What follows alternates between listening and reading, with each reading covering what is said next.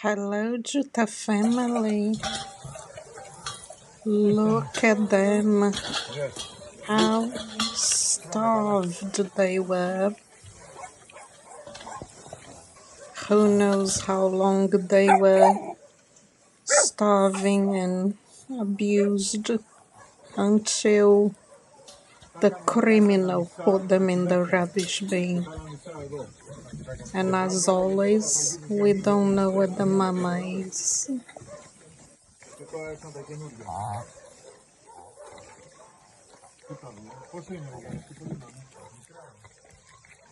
So sweet. Safe now. One of the lucky ones.